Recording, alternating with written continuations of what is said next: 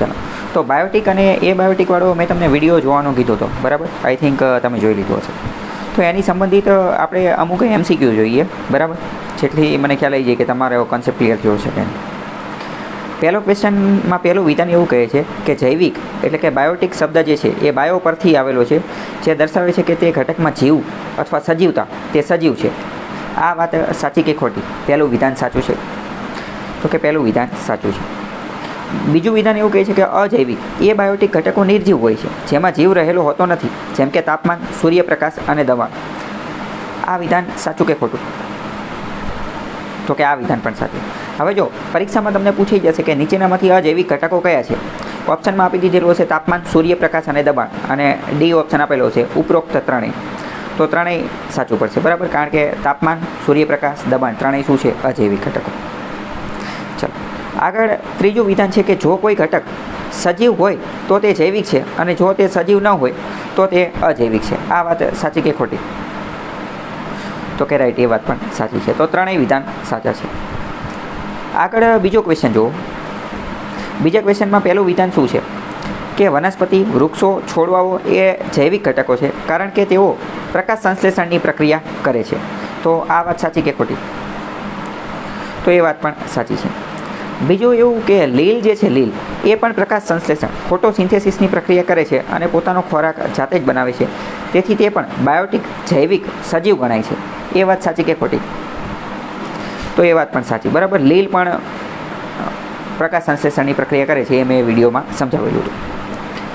Most important, વિધાનવાળા વાક્યમાં જો એવું પૂછાઈ જાય કે માત્ર વનસ્પતિઓ જ પ્રકાશ સંશ્લેષણની પ્રક્રિયા કરે છે, તો એ વિધાન સાચું પડશે કે ખોટું પડશે? ખોટું પડશે. કેમ? કારણ કે લીલ પણ કરે છે. ઓકે. આગળ ત્રીજું વિધાન છે તમામ પ્રાણીઓ, જેમાં માછલીઓ, અજગર, સૂક્ષ્મજીવો અને ફૂગનો સમાવેશ થાય છે, તે સજીવ હોવાથી તે જૈવિક છે. સાચી વાત કે ખોટી વાત?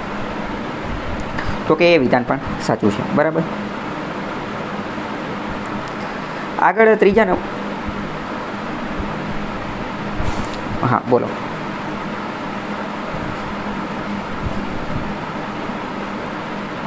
ઓયસ્ટર જે છે એ એક સજીવ છે. ઓયસ્ટરને ગુજરાતીમાં કહેવાય એક રીતે છીપ, એ એક પ્રકારનું છીપ હોય. આપણે એક ગુજરાતીમાં એક ઓલી દંતકથા છે, તમે સાંભળેલી હોય તો, કે એક માછલી હોય છે કે જેના શરીરમાં કે જેના પેટાળમાં કે એમાં મોતી રહેલું હોય છે. હા, તો એ પ્રકારની એક માછલી, એક પ્રકારનું એક સજીવ આવે, ઓયસ્ટર જેને કહેવામાં આવે. એ સજીવનું નામ જ ઓયસ્ટર છે.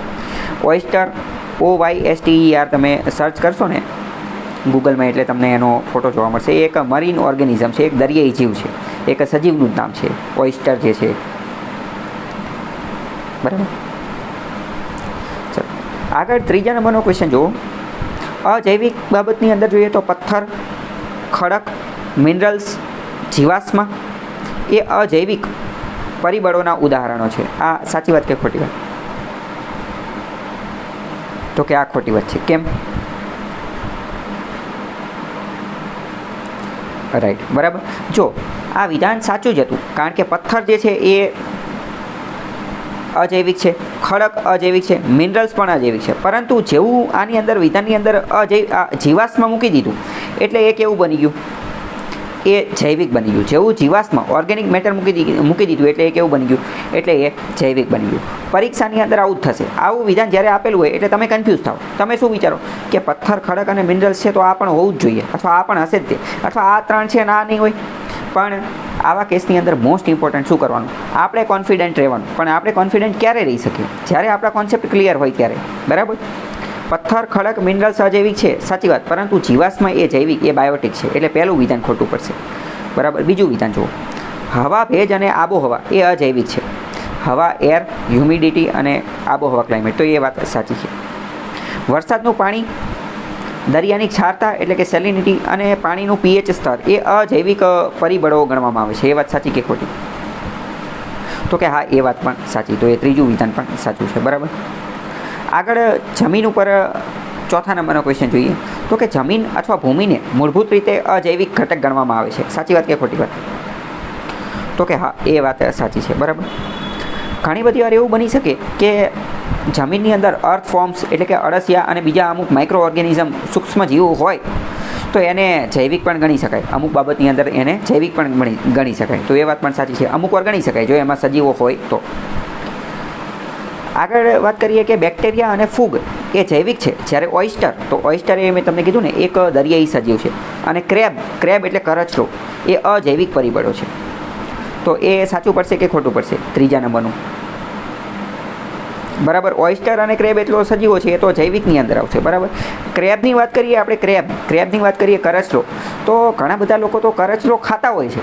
કરચલો જે છે એનો ખોરાક તરીકે ઉપયોગ કરતા હોય છે. બરાબર, સી ફૂડ છે, દરિયાઈ ખોરાક છે. તમને એવું લાગે લોકો આવું પણ ખાતા હોય, પણ તમને જાણી અને નવાઈ લાગશે, એક ફેમસ ક્રિકેટર છે આપણા સચિન તેંડુલકર. સચિન તેંડુલકરનું ફેવરિટ ખાવાનું જો કોઈ હોય ને તો એ સી ક્રેબ છે. C crab. બહુ પહેલાં એમને એકવાર રાજકોટમાં ક્રિકેટ રમવા આવવાનું થયું હતું. રાજકોટમાં હવે એમને ડિમાન્ડ કરી કે ભાઈ મારે તો આ સી ક્રેબ ખાવો છે, તો તાત્કાલિક તો અહીંયા ક્યાંથી અરેન્જ કરાવડા. તો એ સમયે, આ તો જ્યારે એમને રમતા હતા ત્યારની વાત છે, ન્યૂઝમાં આવેલું હતું, વેરાવળથી જે છે એ તાત્કાલિક સી ક્રેબ જે છે એ જીવતો લાવવામાં આવ્યો. જીવતો સી ક્રેબ લાવવામાં આવ્યો અને પછી એમની માટે એ ડીશ બનાવવામાં આવેલી હતી. બરાબર, ઇન શોર્ટ ઓઇસ્ટર અને ક્રેબ એ શું છે, તો એ જૈવિક છે, એ સજીવ છે. ઓકે, ચલો આગળ જોઈએ 5મા નંબરનો પ્રશ્ન. તો કે ઝૂ પ્લેન્કટન અને જેલીફિશ એ જૈવિક ઘટકો છે, કારણ કે આ તમામમાં જીવ રહેલો છે. સાચી વાત કે ખોટી વાત? તો કે આ સાચી વાત. ઝૂ પ્લેન્કટન એ શું છે? ઝૂ પ્લેન્કટન એક રીતે દરિયાની અંદર જે સમુદ્રી ઘાસ જેવું જે દેખાતું હોય ને, સી ગ્રાસ, દરિયાની અંદરની જે વનસ્પતિ, એને ઝૂ પ્લેન્કટન કહેવામાં આવે. પછી ફાઇટોપ્લેન્કટન એ સમુદ્રની અંદર થતી વનસ્પતિ છે અને તે જૈવિક બાયોટિક ઘટક ગણાય છે. સાચી વાત કે ખોટી વાત? તો કે એ વાત પણ સાચી છે. તાપમાન અને પ્રકાશ, લાઇટ જે છે એ પરિબળોની ક્રિયા પ્રતિક્રિયામાં મુખ્ય ભૂમિકા ભજવે છે, પરંતુ તે પોતે અજૈવિક છે. સાચી વાત કે ખોટી વાત? તો કે તાપમાન અને પ્રકાશ, લાઇટ, આ બંને શું છે, એ અજૈવિક છે, કારણ કે એમાં જીવ નથી એ. બરાબર, ચલો આગળ 6થા નંબરનો ક્વેશ્ચન જુઓ કે નીચેનામાંથી બાયોટિક કોણ છે? વરસાદ, સૂક્ષ્મ જીવો, બ્લુ ક્રેબ એટલે કે કરચલો, સૂર્યપ્રકાશ અને ખડકો. આમાંથી બાયોટિક છે, જૈવિક કહેવાના છે તમારે. સૂક્ષ્મ જીવો અને બ્લુ ક્રેબ, કરચલો, આ બે જ જૈવિક છે. વરસાદ, સૂર્યપ્રકાશ, ખડક એ કેવા છે? તો કે એ અજૈવિક છે. બરાબર, તો આ તમને ખ્યાલ હોવો જોઈએ.